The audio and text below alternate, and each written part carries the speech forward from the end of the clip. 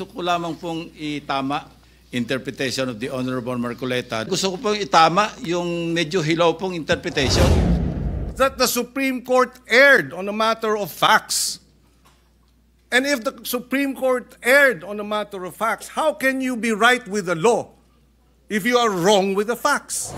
Katakot-takot na paglabag po ang aking pong inihayag sa hapong ito. 4 na beses po ang ginawa nila. At kunwari, in-archive po yung 3 para lamang palitawin na isa lang ang nabuhay. May mga panahon na kahit alam nating matatalo, kailangan pa ring lumaban. Kahit mukhang matatalo, kailangan lumaban pa rin. But you are wishing for the moon. Sumusuntok ka sa hangin. Mr. President, if I may add, the SC, the Supreme Court, hindi niya binanggit. Binanggit niya nawalan ng jurisdiction ang Senate Impeachment Court.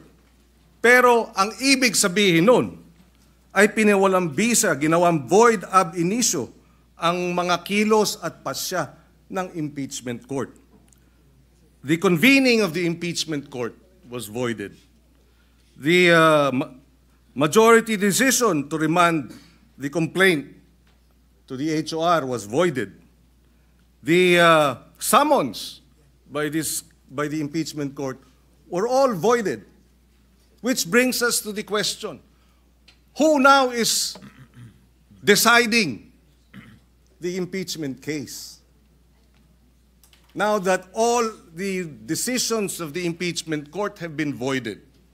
It's a tricky question, Mr. President.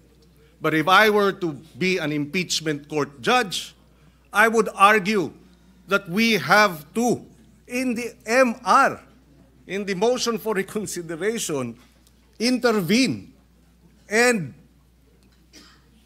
uphold the impeachment court's exclusive power to try and decide the case. Why? Because it is the constitutional duty to do so. It is the order of the Constitution. We are not defying the judicial review powers. We are upholding the sole power of the Senate to try and decide impeachment cases. But, having said that, sabi nga, it is our view, and this is shared precisely by former Supreme Court Chief Justice Panganiban, former Chief Justice Puno, former Constitutional Commissioner and Justice Ascuna. They have seen, or they have read their decision, and they too have said that the Supreme Court erred on a matter of facts. And if the Supreme Court erred on a matter of facts, how can you be right with the law if you are wrong with the facts? And if you are not right with the law, why will the Impeachment Court and the Senate, for that matter, decide on the matter today? Why not wait for the motion for reconsideration? Siguro naman, hindi natin binabangga ang Supreme Court, hindi natin binabangga rin ang House of Representatives dahil meron ding prinsipyo ng parliamentary courtesy. Meron ding prinsipyo na kinakailangan natin bigyan ng respeto ang co-equal. We are a co-equal to the House of Representatives. Ano na lang ang magiging repercussion na ito ang House of Representatives nag-file ng motion for reconsideration, hinihiling nila sa Supreme Court na baguhin ang ilang mga findings of facts, baguhin ang kanilang naging desisyon, habang pinangunahan ng Senado ang House of Representatives at sinabi, wala kaming pakialam sa inyong motion for reconsideration, i-dismiss namin ang kasong ito.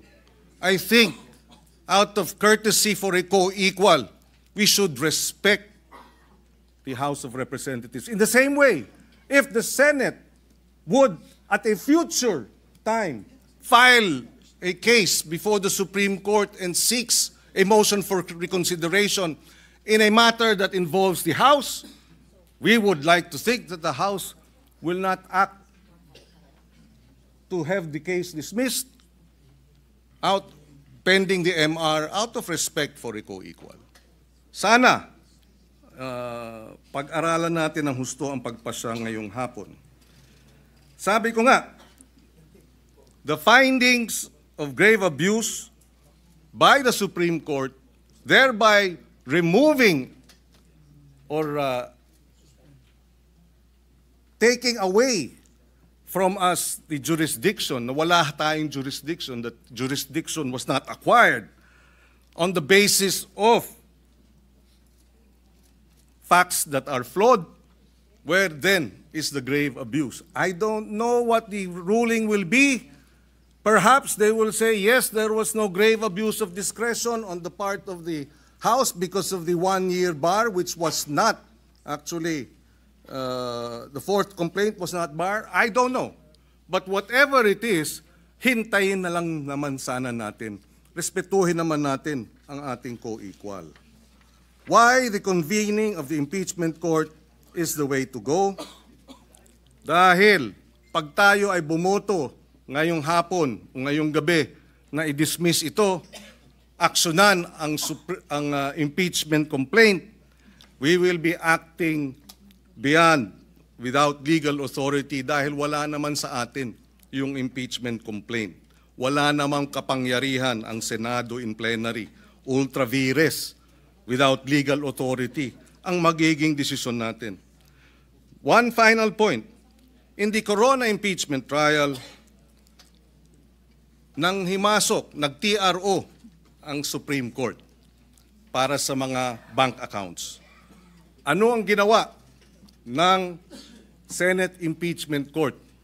Bumoto 13-10 para respetuhin ang Korte Suprema. I did not vote in favor of the TRO or respecting the TRO. But the Senate, as an impeachment court, voted, and we respected it. Because it was the Senate Impeachment Court that decided. It was not the Senate.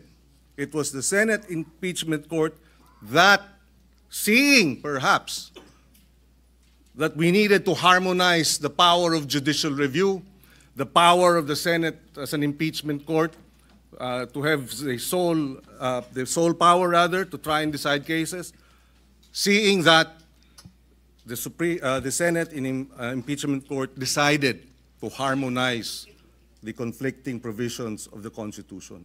I think we should, as a Senate impeachment court, do the same. Kung ipagbobotohan na respetuhin ng Korte Suprema para walang constitutional crisis, so be it. But it ought to be the Senate Impeachment Court that asserts its sole power to try and decide impeachment cases. Yun na lamang po, and I associate myself with the motion of the minority leader that we lay on the table the matter of the impeachment case and action. Just a point of information, for the record and for the information of the body. Chair confirms the manifestation earlier of Senator Cayetano with respect to Section 4, Rule 39 of the Rules of Court that says that decisions of the court are not immediately executory unless the decision says so.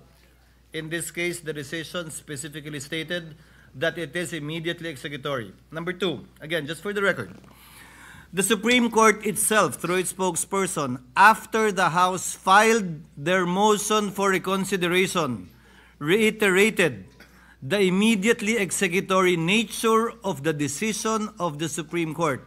And finally, the Supreme Court's own internal rules states that the entry of judgment shall be the date such decision or resolution becomes executory unless the court directs its immediate execution.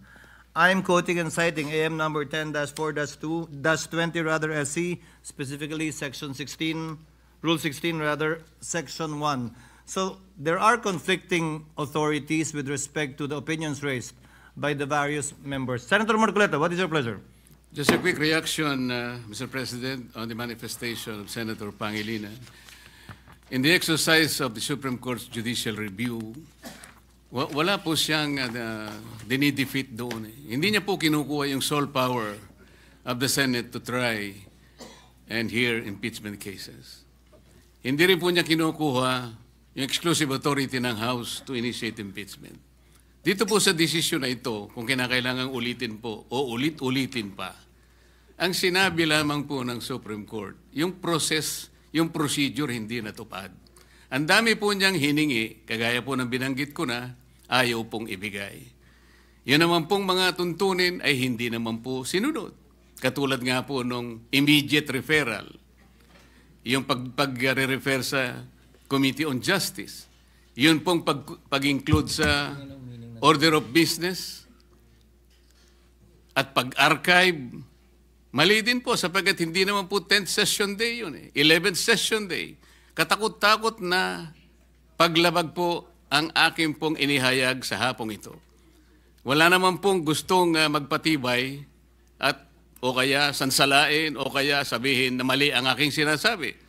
And dito po yung kopya ng order of business na pinagbasihan ng Solicitor General na kung saan sinasabi po niya na yung 4 na impeachment complaints in-include daw po sa order of business. Tingnan po ninyo, wala kahit isa. Ang ginamit po nila ay journal, hindi po yung order of business na kung saan ginamit lamang po na additional reference of business. Ngayon po, yung operative pact na sinasabi natin, hindi rin po pwedeng mangyari yon sapagkat ang pinakabasihan po noon ay equity and fairness. Paano po yung fairness dito? Sari-sari nga pong violation, kaya nga ang paghahanilin tulad ko na nga, parang nagsaing ng kanin, talagang hilaw po Bakit ipipilit natin? Ang alternative lang po, Mr. President, gawin po natin na tama. Iluto po natin ng tama para hindi tayo magkahirap-hirap dito. Isip-isipin po ninyo, sinasabi ng ating Constitution, isa lamang pong impeachment proceedings ang pwedeng i-initiate sa isang opisyal ng gobyerno at hindi po pwede ang 2 beses sa loob ng 1 taon. 4 na beses po ang ginawa nila. At kunwari, in-archive po yung 3 para lamang palitawin na isa lang ang nabuhay. Nasaan naman po yung katwiran? Kung sarili pong tuntunin, ayaw pong sagutin, ayaw pong talimahin, pagkatapos ipipilit po natin, sapagkat nag-MR sila, ano po ang kasaysayan ng MR? Sabi ko nga po, napakasimple po nung one-year ban rule ng Supreme Court. And the Supreme Court is not even obligated and expected to conduct a microscopic, a forensic and scientific scrutiny of this provision where the pertinent language and the relevant meaning is as clear as daylight, Mr. President. Ano po yung gagawin? Hihintayin po ba natin kung ano ang magiging kalalabasan po ng MR na sa akin pong palagay, hindi po speculation, sabi ko nga po. Unanimous decision and bank decision ab initio unconstitutional, violative of due process, immediately executory. Sino po kaya kahit isa man lang na miyembro ng Korte Suprema ang magtatangka na i-reverse niya yung sarili niya? Doon po yung speculation dito. Ngayon, nakikinig po ang taong bayan, Mr. President. Nakadepende po ba ang aksyon natin? Doon po ba nakahang ang gagawin natin sa isang motion for reconsideration na sa aking palagay, matibay po ang aking palagay sapagkat this is borne out by my experience of more than 20 years of legal practice, Mr. President. Yang ibig lang sabihin nung immediately executory, sige, pwede kang mag-file ng MR. But you are wishing for the moon. Sumusuntok ka sa hangin. Yun po ba ang basihan natin? Kaya hindi tayo makapag-desisyon, Mr. President? Sana mayroong mas matibay sanang desisyon. Meron sanang mas matibay na katuwiran. Hindi yung pong nakasalig po sa hangin. Nakasalig po kung puputok ang bulkan o hindi. Hindi po yata gano'n. Ang gawain ng Senado, Mr. President. Tinangka ko na nga pong i-amend. Kung ayaw po ninyo yung motion to dismiss any other language that will put to rest this issue in obedience and in complete respect to the last word of the Supreme Court, it being immediately executory, Mr. President. What is the pleasure of Senator Aquino? I saw him raising his hand earlier.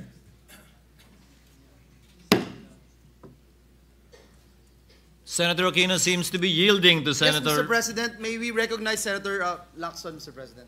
Thank you, Mr. With the President. permission of Senator Aquino, Senator Lacson is recognized. Thank you, Mr. President. Gusto ko lamang pong itama ang misimpression that may have been created by the interpretation of the Honorable Marcoleta do sa Section 135.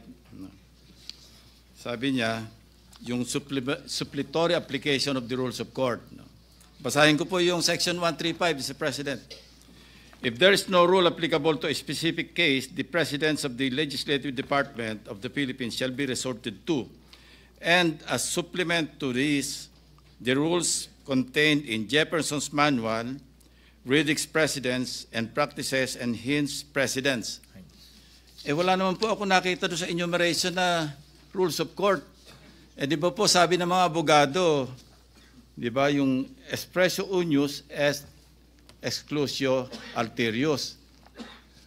What is expressly included excludes all others. So wala naman pong rules of court.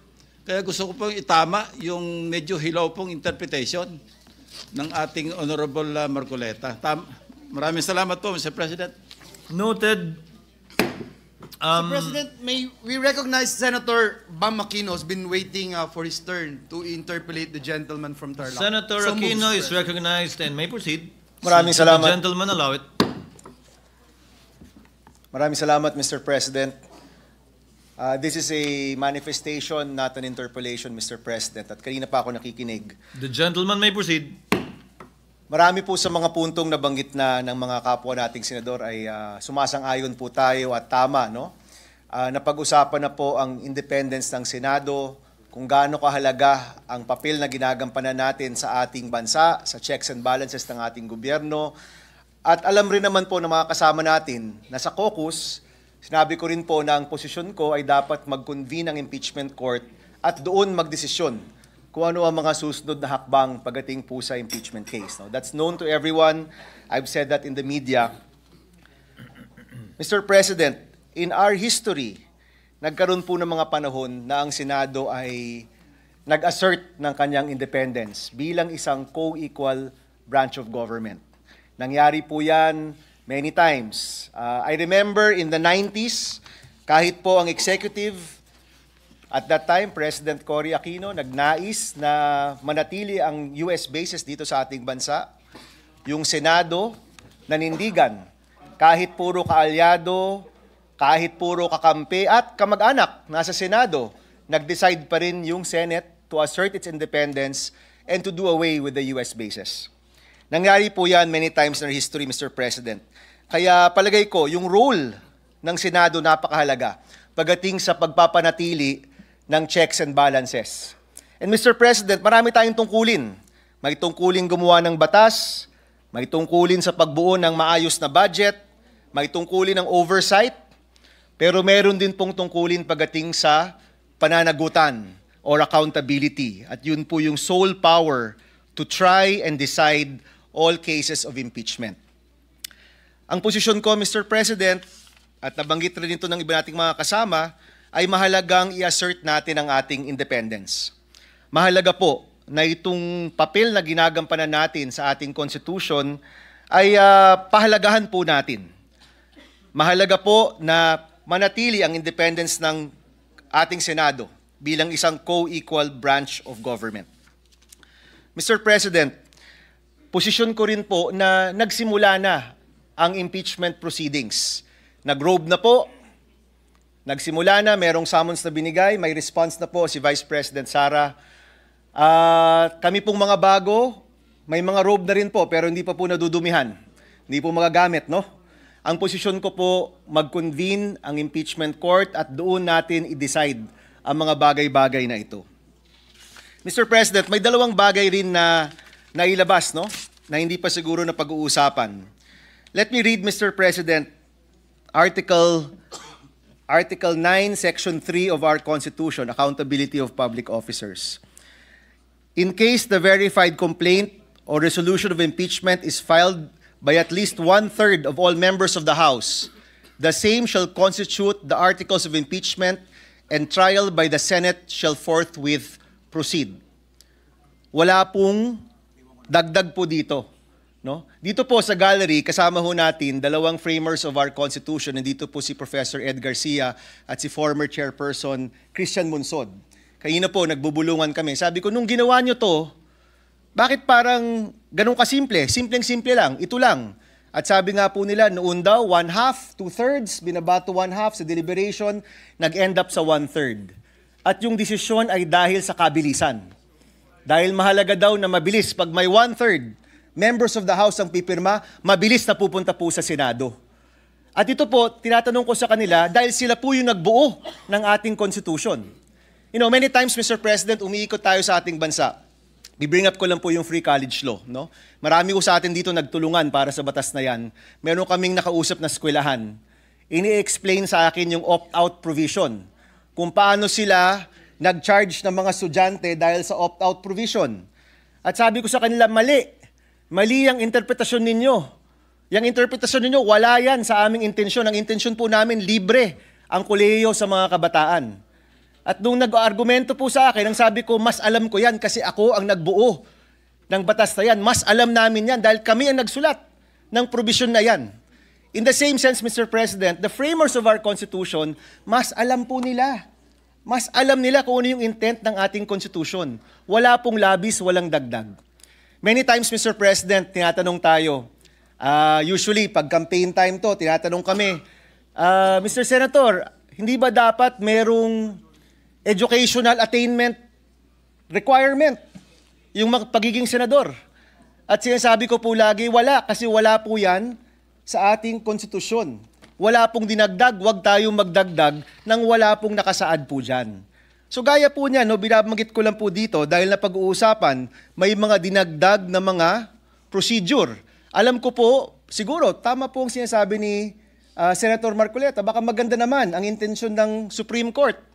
Pero aminin na po natin, wala po yung ibang mga bagay dyan dito po sa ating konstitusyon. Pangalawang punto, ito po hindi rin po nagpag-uusapan pa. Nabanggit po dito, wag na tayong lumaban kasi matatalo rin naman tayo. No? Of course, Mr. President, it is improbable, aminin ko po yan, very improbable na magbago ang Korte Suprema with 15 votes. But it's not impossible. Improbable at impossible, magkaiba po yan, firstly. But secondly, Mr. President, may mga panahon na kahit alam nating matatalo, kailangan pa ring lumaban. Tayong lahat po dito, dumaan po dyan. Ako po, dumaan rin po dyan. Kahit mukhang mahirap, kahit mukhang matatalo, kailangan lumaban pa rin. Tumayo tayo sa sarili nating paa, mag-assert tayo ng ating independence, ipahiwatig natin yung ating saloobin bilang isang grupo. Ipakita ho natin na co-equal branch of government tayo, na meron tayong punto de vista. At kahit matatalo, kahit sa kaduluduluan ng lahat, rerespetuhan rin naman natin ang Supreme Court, mahalaga na mailagay pa rin kung ano ang nasa saloobin ng ating grupo. Mahalaga pa rin na malagay natin kung ano talaga ang posisyon ng Senado pagdating sa ating independent nature and being the sole authority to try and decide impeachment cases, kahit po matatalo. So para sa akin po, hindi katanggap-tanggap ang posisyon na dahil matatalo rin tayo, huwag na tayong lumaban. Paminsan-minsan po mahalaga na ilagay naman natin ang ating posisyon kahit alam po natin na hindi pabor sa atin ang mga bagay-bagay. Thank you, Mr. President, and we'd like to thank Senator Marcoleta for his time. Thank you, Senator Aquino. Noted and entered into the records. Senator Marcoleta. Mr. President, I thank Senator Bam for his manifestation. Totoo nga po na yung binasa niya sa Article 11, Section 3, Paragraph 4, na sinasabi nga naman in case the verified complaint or resolution of impeachment is filed by at least 1/3 of all the members of the House, the same shall constitute the articles of impeachment and trial by the Senate shall forthwith proceed. Ngunit, Mr. President, this cannot be applied in isolation of paragraph 8 na nandito rin po sa the same section 3, article 11. Ang sinasabi po sa paragraph 8, the Congress shall promulgate its rules on impeachment to effectively carry out the purpose of this section. Kaya po ang sinusunod ng House dapat yung rules of procedures in impeachment proceedings. Pero kagaya po na sinabi ko, imbes na sundin po nila, sila po yung gumawa nun eh. Hindi naman po nila sinunod. Kaya po ang nangyari, pinagsabihin ng Korte Suprema, ganito ang pag-file. Nagbigay nga po ng guidelines. Pangalawa po, yung kanyang sinabi na nakapag-umpisa na po kayo eh. Kanina po kinwalify ko yun before I proceeded in my speech. Sabi ko po, the initial proceedings conducted by the Senate of the 19th Congress were not formally carried over into the Senate of the 20th Congress. Wala po talaga eh. I cannot recall, sabi ko nga, and there is no action taken by this chamber, Mr. President, sapagkat ang alam ko, all these proceedings were already deemed terminated at the expiration of the 19th Congress at noon of June 30, 2025. And they cannot be miraculously bring forth to life in this Congress where both of us now belong, because this Congress is of different composition. Yun lamang po ang qualification doon, Mr. President. Quick rejoinder, Mr. President. Senator Aquino is recognized. Yes, Mr. President. Babanggitin ko lang po yung isang na banggit ni my co-gentleman from Tarlac, Senator Marcoleta. Mr. President, may Section 4, may Section 8. Di ba? Ito po ba'y meant to reflect each other or not? Maganda pong matanong yung mga framers of the Constitution. Sila po yung nandoon nung nabuo po ito. At malalaman natin yan kung meron pong oral arguments. Kung ibubukas po ang mga argumento sa publiko, pwede po magsalita yung framers of the Constitution, at doon po, sa posisyong yon, malalaman natin ano ba talaga ang intensyon ng mga gumawa ng ating Constitution. And Mr. President, pwede pong mangyari yon if we are able to table this matter and allow for these oral arguments to happen. Mr. President, hindi po ba maganda rin kung ang Senado mismo magsama-sama at magsabi sa Supreme Court, baka magandang magkaroon ng oral arguments dito po sa kasong ito. Yun lang po, Mr. President. Thank you.